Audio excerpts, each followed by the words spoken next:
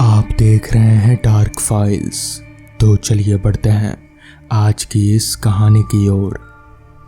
शहर की चकाचौंध से दूर किसी वीरान जगह पर एकांत में ढलते सूरज को देखना किसे नहीं पसंद। और सोशल मीडिया के इस दौर में अगर हैशटैग सनसेट के साथ उस लम्हे का पिक्चर अपलोड नहीं किया तो क्या ही किया। बस इसी इच्छा में आज बाइक लेकर मैं निकल पड़ा, खुद के साथ भोपाल शहर से कुछ दूर किसी अनजान रास्ते पर। यूं तो भोपाल में बसे हुए मुझे 4 महीने होने को हैं, लेकिन ड्यूटी से लंबी छुट्टी और अकेले में टहलने का मौका सिर्फ आज ही मिला। सच कहूँ तो हमेशा से ही मेरी इच्छा रही कि जिस दिन अपनी बाइक खरीदूंगा माँ को पीछे बैठाकर पूरा शहर घुमाऊंगा। लेकिन बदकिस्मती से कुछ महीने पहले ही लंग्स कैंसर से माँ का देहांत हो चुका है। खैर, माँ को याद करते हुए टेढ़े मेढ़े रास्तों से न जाने कहाँ कहाँ भटकते शहर से बहुत दूर आ गया था। देखा घड़ी में 5:40 हो रहे थे। सूरज भी ढलकर आसमान नारंगी हो चुका था। कुछ पिक्चर्स लेने के बाद दिसंबर की जाड़ को सोचते हुए मैं वापस जाना ही सही समझा। वापसी में कोई शॉर्टकट ढूंढने के लिए मैंने मोबाइल में गूगल मैप देखा और गाड़ी घुमाकर जाने लगा। सूरज ढलते ही मौसम ने भी अपने रंग में ढल कर लिया। ठंडी हवाएं माने सुई चुभोने लगी। फिर भी मैं अपनी रफ्तार में आगे चलता जा रहा था। अचानक ही पीछे से तभी एक बहती हुई आवाज़ मेरे कानों में आ पड़ी। मैंने बाइक रोका और पीछे मुड़कर देखा। नहीं, कोई भी नहीं। किसी पक्षी या जानवर की आवाज़ होगी कहकर मैं गाड़ी स्टार्ट करने लग गया। तभी वो आवाज़ फिर से मेरे कानों में गूंज उठी। रुको रुको रुको, मुझे भी ले चलो। आवाज़ बिल्कुल साफ थी, कोई सचमुच मुझे पुकार रहा था। मैंने वापस पीछे मुड़कर देखा। झाड़ियों के बीच से एक औरत दौड़ते हुए आई और हाँफती हुई आवाज़ में बोलने लगी, बेटा मुझे भी जाना है, ले चलो ना। अंधेरे के कारण चेहरा साफ दिखाई नहीं दे रहा था, लेकिन वो एक बूढ़ी औरत थी। न पैरों में जूती, न शरीर में कोई शॉल या चादर। इस कड़कड़ाती ठंड में दौड़ते हुए मुझसे मदद मांगने आई थी। मैं मना नहीं कर पाया। उनका अचानक यूं अकेले सुनसान जगह पर मिलना और लिफ्ट मांगना थोड़ा अजीब तो लगा मुझे, लेकिन अच्छा भी। मुझे पीछे बैठे उनकी गर्माहट में मेरी माँ की याद आ रही थी। काफ़ी दूर चले आने के बाद मैंने उनसे पूछा, कहाँ जाना है माई आपको? एक गहरी चुप्पी के बाद वो खिलखिलाती हुई हंस पड़ी, कुछ ऐसे मानो कान के पर्दे भी कांप उठे मेरे। एक करुणा भाव जो थोड़ी देर पहले तक उनके लिए था मेरा, अब वो डर सा होने लगा। मैंने फिर से पूछा, माई जाना कहाँ है आपको? ठंड में ठिठुरते उनके दांतों के आवाज़ के बीच से एक हल्की आवाज़ निकल आई, घर जाना है, मुझे घर ले चलो। मैंने झट से उत्तर दिया, लेकिन माई आपका घर कहाँ है और इतनी अंधेरे में आप अकेले कहाँ से आ रही हैं? वो चुप रही। मैंने आगे कहा, माई कुछ बोलिए तो जानूं कि आपका घर कहाँ है, वरना ऐसे कहाँ छोड़ूंगा आपको। अब उनकी आवाज़ में एक दर्द की लय मुझे सुनाई पड़ी, मुझे घर जाना है, घर ले चलो ना बेटा। मेरा बेटा मुझे खुद से दूर कर दिया। बोलता था अम्मा ये गाड़ी तुझे सही सलामत शहर से दूर ले जाएगी, वहाँ तू सुरक्षित रहेगी। मैं भी जल्दी आऊँगा। और देखो 36 बरस हो गए वो नहीं आया। मैं जानती हूँ ये सब मेरी बहू ने सिखाया होगा, वरना मेरा बेटा ऐसा कभी नहीं करता। कितने दिनों से मैंने अपने पोते को नहीं देखा। मुझे मेरे पोते को देखना है, मुझे घर ले चलो। उनकी बातों को गौर से मैं सुने जा रहा था। कई बार उनकी बातों से दिल पसीज जाता था। कितनी दुख भरी जिंदगी है इनकी, कितना बदकिस्मत होगा वो आदमी जो जीते जी अपनी बूढ़ी माँ को ऐसे हालात पे छोड़ दिया। तो कई बार तो मैं इस सोच में पड़ रहा था कि कहीं ये कोई पागल तो नहीं। कई बार एक अनजाना डर जहन को घेर ले रहा था, कहीं ये कोई चोर लुटेरी तो नहीं है, कहीं चाकू या धारदार किसी चीज से गर्दन पर वार तो नहीं कर देगी। एक दो बार बाइक के आईने से भी उनका चेहरा देखने की कोशिश कर रहा था। सुना है आत्माएं आईने में नहीं दिखती हैं। ऐसी नाना रकम के विचार मेरे मन को घेरने लगे थे। लेकिन एक और प्रश्न जो मुझे सताए जा रहा था कि इतनी दूर आ जाने के बाद भी अभी तक कहीं कोई रोशनी रास्ते के आसपास नजर नहीं आई और ना ही रास्ते में किसी और गाड़ी को आते जाते देखा। मैंने अपनी घड़ी देखा, रात के 11 बजने वाले थे। शहर से मैं इतनी दूर भी नहीं गया था कि आने में इतनी देर हो। फिर इतनी देर कैसे? मैं कहाँ हूँ? कहीं भटक तो नहीं गया? ये सवाल मन ही मन में पूछने लगा कि तभी वो औरत बोल पड़ी, बस बेटा, यहीं पास ही में मेरा घर है, मुझे यहीं आना था। मैं हैरान था, इतने अंधेरे में और इतनी सुनसान जगह में इन्होंने गाड़ी रोकने को क्यों कहा? फिर भी मैंने बाइक रोका। रोकते ही वो उतरकर दौड़ती हुई आगे चली गई और वो अंधेरा और कोहरे के बीच कहीं गुम सी हो गई। उनके पीछे पीछे मैं भी दौड़ने लगा। दौड़ते दौड़ते मैं कहाँ जा पहुँचा इसका मुझे कोई होश नहीं था। माई माई कहकर आवाज़ देने लगा, लेकिन कोई जवाब नहीं मिल रहा था। तभी पास से ही कहीं से किसी के चीखने की आवाज़ आई। पीछे मुड़ा तो देखा आसपास काफ़ी रोशनी थी। बहुत से घर दिखाई दे रहे थे। लोगों का चहल पहल भले ना हो, लेकिन कुछ लोग ठंड में बाहर आग तापते दिख रहे थे। मैं भी हैरान रह गया। थोड़ी देर पहले तक तो यहाँ सिवाय अंधेरे के और कुछ नहीं था। फिर अचानक ये सब कैसे? मुझे कुछ समझ में नहीं आ रहा था। मेरी आंखें भी बंद हो रही थी कि वही चीख अब मेरे काफ़ी पास से आई। मैंने देखा एक बुजुर्ग जो काफ़ी ज़ोर ज़ोर से खांस रहा था।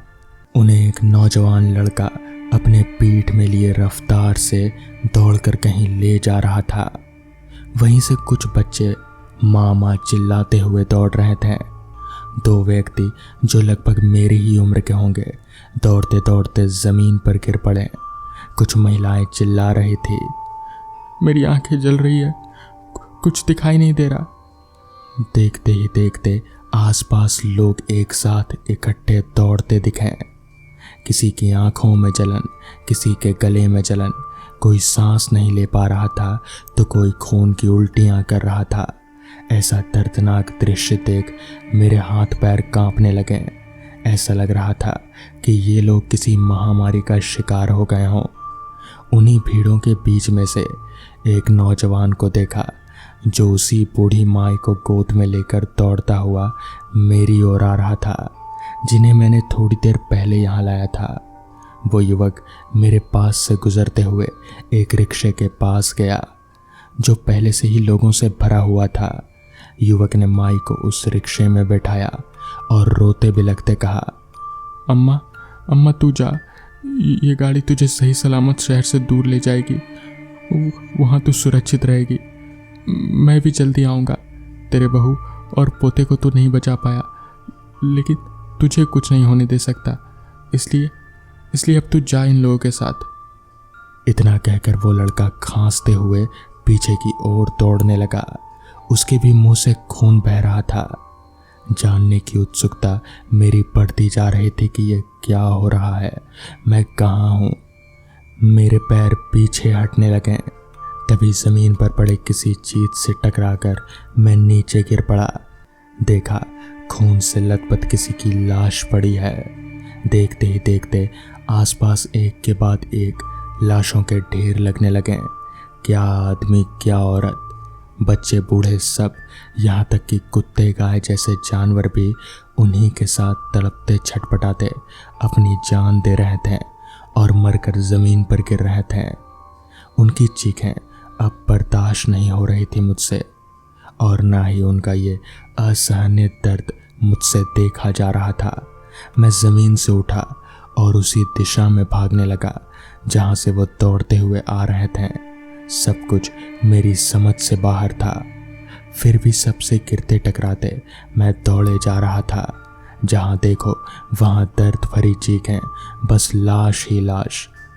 दौड़ते मेरे पैर भी अब थक गए। एक जगह जाकर मैं घुटनों के बल बैठ गया और दोनों हाथों से कान बंद कर आसमान की ओर देखकर जोर से चीखने लगा। अचानक ही सब शांत, बिल्कुल शांत। मैंने अपनी बंद आंखें खोली और कानों से हाथ हटाया। देखा कहीं कुछ नहीं था वहाँ।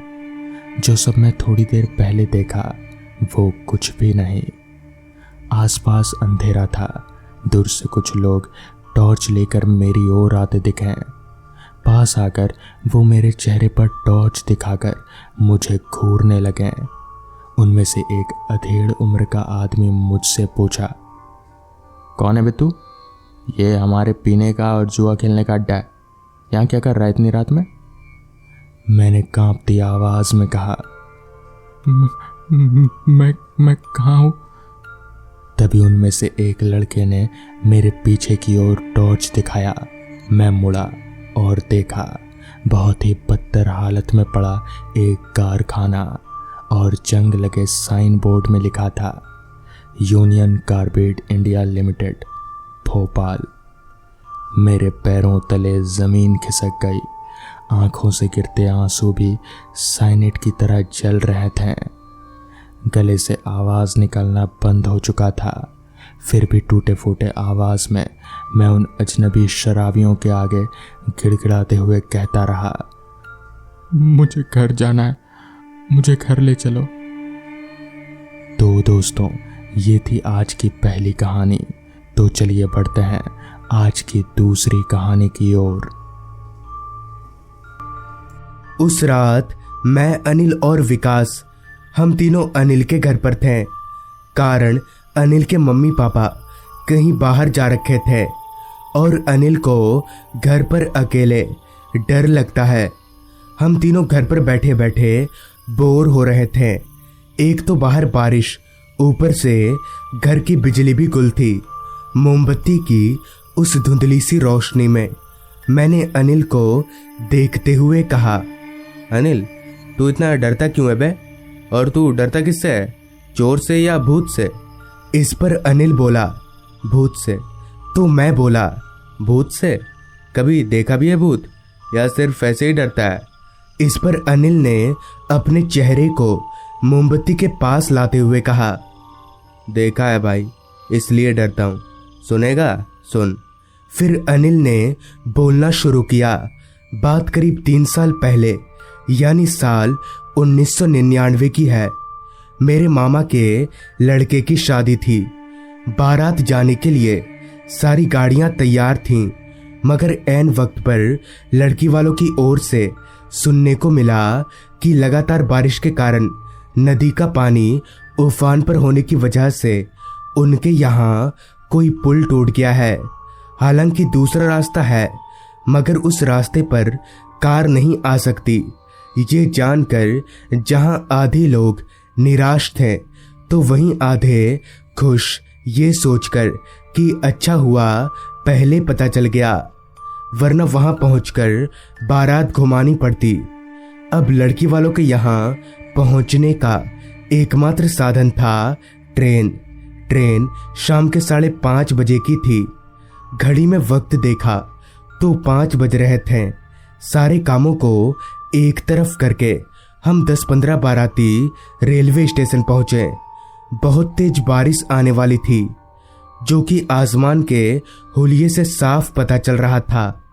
कुछ देर बाद ट्रेन आई। हम लोग ट्रेन में चढ़े और जहां जिसको सीट मिली वो वहीं बैठ गया।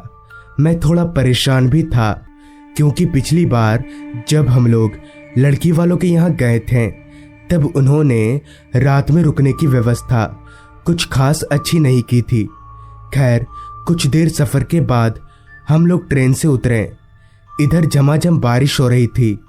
प्लेटफॉर्म पर ही हमें लड़की के चाचा दिख गए, जो कि हमें ही लेने आए थे। फिर जैसे तैसे कादा कीचड़ में घुस घुस कर हम लोग लड़की वालों के घर पहुंचे। जहां लड़की वालों का घर था वहां बहुत कम घर थे। हालांकि इलाका गांव का था, मगर फिर भी गांव इतना खाली, कुछ हजम नहीं हुआ। खैर, वो बाराती जिन्हें शादी देखने में कोई इंटरेस्ट नहीं था, उनमें से एक मैं भी था, और हमारे लिए पहले से ही एक कमरे का इंतजाम कर दिया गया था। मगर वो कमरा इतना छोटा था कि उसमें 10-12 लोग लेटना तो दूर, ठीक से बैठ तक नहीं पा रहे थे। एक तो मैं लंबा आदमी, ऊपर से इतनी कम जगह में पैर मोड़कर बैठना मेरे लिए बहुत मुश्किल हो रहा था। खिड़की से बाहर अभी मैं तेज बारिश को देख ही रहा था, तभी मेरी नज़र एक छोटे से घर पर गई। घर की दीवारों में सीलन आ गई थी और प्लास्टर भी जगह जगह से छूटा हुआ था। हालांकि तेज बारिश में उतना दिखा नहीं, मगर घर के सभी खिड़की दरवाजे बंद थे। तभी लड़की वालों की तरफ से कोई सज्जन हमारा हालचाल पूछने आए। फिर जब वो सज्जन मेरे पास से निकल रहे थे तो मैंने पूछा, भाई साहब, उस घर में कोई रहता नहीं है? जिस पर उन्होंने कहा, कोई नहीं रहता, खाली पड़ा है। इस पर मैं बोला, सुने ना, आज रात आप उस घर में मेरे सोने का बंदोबस्त कर देंगे? वो क्या है कि मेरी तबीयत कुछ ठीक नहीं लग रही, थोड़ा सो जाऊंगा तो। इस पर वो आदमी बोला, वो तो मैं समझ रहा हूँ, पर उस घर में रुकना ठीक नहीं होगा। पहले तो वो आदमी किसी भी तरह से राजी नहीं था, मगर मैं भी अड़ियल किस्म का आदमी था, उसे राजी करवा कर ही छोड़ा। तभी उसने कहा, आप चलिए मेरे साथ। फिर मैं उस आदमी के साथ उसी के छाते में घुसकर उस टूटे फूटे घर पर गया। पता नहीं कैसे उस आदमी ने चाबी का जुगाड़ भी कर लिया। उसने दरवाज़ा खोला और हम लोग अंदर दाखिल हुए। बड़ा पुराना सा घर था, चारों तरफ धूल की मोटी परत और मकड़ी के जालों ने अपना शहर बसा रखा था। उस पूरे घर में सिर्फ एक खाट और एक बड़ी सी अलमारी ही थी, वो भी धूल की चादर में लिपटा हुआ। पूरे घर का एक चक्कर लगाकर मैं बोला, ठीक है, आज रात मैं यहीं सो जाऊंगा, आप जरा इस पलंग को साफ करवा दीजिएगा। सब कुछ देख लेने के बाद हम लोग वापस आ गए और खाना पीना करने लगे। खाना पीना करने के बाद मैंने एक लालटेन लिया और सोने के लिए उस घर की ओर निकल पड़ा। बारिश अभी भी हो ही रही थी। बारिश की रफ्तार में किसी भी तरह का फर्क देखने को नहीं मिला था। खैर, मैं उस घर में पहुंचा और आधे सड़े हुए दरवाजे को अंदर से कुंडी मारकर पलंग की ओर बढ़ा। पलंग बिल्कुल साफ सुथरा था, शायद उस आदमी ने करवाया होगा। मैंने लालटेन को पलंग से कुछ ही दूरी पर जमीन पर रख दिया और पलंग पर लेट गया। सर के ऊपर पंखा नहीं था, इसलिए मुझे बहुत गर्मी लग रही थी। करवटें बदल बदल कर मैंने सोने की बहुत कोशिश की, मगर सो नहीं पाया। मैं पलंग पर से उठा और जमीन पर रखे लालटेन की रोशनी बढ़ाते हुए कमरे में लगी खिड़की की ओर जाने लगा, ये सोचकर कि अगर खिड़की खुली रहेगी तो ठंडी ठंडी हवा से नींद आ जाएगी। मैंने खिड़की का लॉक खोलने की बहुत कोशिश की, मगर जंग लग जाने के कारण लॉक इतना जाम था, मेरा हाथ दुख गया, लेकिन खिड़की नहीं खुली। थोड़ी देर ऐसे ही खींचातानी करने पर खिड़की खुल गई, जिसके साथ ही एक तेज हवा के झोंके ने मेरे चेहरे पर सारे पसीनों को सुखा दिया। मुझे काफ़ी सुकून मिला और मैं वापस से पलंग पर जाकर लेट गया। बहुत जल्द ही मुझे नींद भी आ गई, पता नहीं कितनी देर बाद, मगर जब मेरी आँख खुली तो मुझे एक आवाज़ सुनाई दे रही थी, जैसे किसी पुराने दरवाजे को कोई बार बार खोल और बंद कर रहा हो। मैं झट से उठकर बैठ गया और लालटेन की रोशनी में देखा। पलंग के ठीक सामने जो अलमारी थी उसी का दरवाज़ा बार बार खुल बंद हो रहा था। मगर हैरानी की बात तो ये थी, उस पूरे घर में मेरे अलावा और कोई नहीं था। मैंने हवा महसूस करने की कोशिश की, मगर हवा इतनी तेज भी नहीं थी कि इतने बड़े अलमारी के दरवाजे को हिला दे। मैं बिस्तर पर से उठा और अलमारी की ओर बढ़ने लगा। मैं उस अलमारी के पास गया और एक हाथ से अलमारी के दरवाजे को पकड़ लिया। मैंने जैसे ही अलमारी का दरवाज़ा पकड़ा कि एकदम से किसी ने मुझे पीछे ढकेल दिया। ऐसा महसूस हुआ जैसे कोई अलमारी से निकलकर भागा हो। मुझे भी अब थोड़ा थोड़ा डर लगने लगा था। मैं चुपचाप पलंग पर जाकर लेट गया और उस अलमारी की ओर ना देखने की नाकाम कोशिश करने लगा। मगर तभी मुझे जो दिखा उसे देखकर उस माहौल में शायद कोई भी कांप जाता। उस अलमारी के ऊपर 2 पैर लटक रहे थे, जैसे कोई उस अलमारी के ऊपर बैठा हो। मगर कौन उस काले अंधेरे में ये दिख नहीं रहा था। पर वो जो भी था उसके पैरों से वो कोई बच्चा ही लग रहा था। वो बच्चा अपने दोनों पैरों को अलमारी पर मारकर बजाए जा रहा था। मैं किसी जिंदा लाश की तरह बिस्तर पर पड़े पड़े उस बच्चे के पैरों को देखे जा रहा था। तभी वो बच्चा अलमारी के ऊपर से कूदकर नीचे उतरा और मेरे पैरों के पास आकर कुछ करने लगा। वो जब मेरे पैरों के पास आया तब जाकर मुझे लालटेन की रोशनी में उसका चेहरा दिखा। उसकी शक्ल पूरी सफ़ेद थी, जैसे शरीर में खून ही ना हो। उसकी आंखें ऐसी थी जैसे तो लाल रंग की बत्तियां चमक रही हों। डर से मेरा बुरा हाल था। मैं किसी तरह से अपने हाथ को मुंह पर दाबे हुए था ताकि मेरी चीख ना निकल जाए। वो बच्चा कुछ देर तक मेरे पैरों के पास ही खड़ा रहा, फिर पूरे घर में इधर उधर दौड़ने लगा। मैं अपनी जगह पर किसी मुर्दे की तरह 1 इंच भी हिल नहीं रहा था। तभी खेलते भागते पता नहीं वो बच्चा कहीं गायब सा हो गया। पूरे घर में उसे कहीं भी ना पाकर मैं एक झटके में उठा और घर के दरवाजे की कुंडी हटाकर सीधे उस घर में भाग गया जहां हम बारातियों के लिए ठहरने की व्यवस्था की गई थी। फिर मैंने सबसे पहले उस आदमी को ढूंढा जो मुझे उस घर में ले गया था और उसके मिलते ही मैंने सारा कुछ खुलकर बता दिया। तब उसने बताया, दरअसल वो घर पहले चोर बदमाशों का अड्डा हुआ करता था और उस घर में बहुत से लोगों के कत्ल हुए हैं और शायद उन्हीं में से वो बच्चा भी है जिसकी आत्मा आज भी उस घर में भटकती रहती है। तो दोस्तों, ये थी आज की कहानी। अगर आपके पास भी ऐसी ही कोई कहानियां हैं तो हमारे साथ जरूर शेयर करें। तो मैं आर्यन जल्द ही मिलूंगा आपसे ऐसी ही एक कहानी के साथ।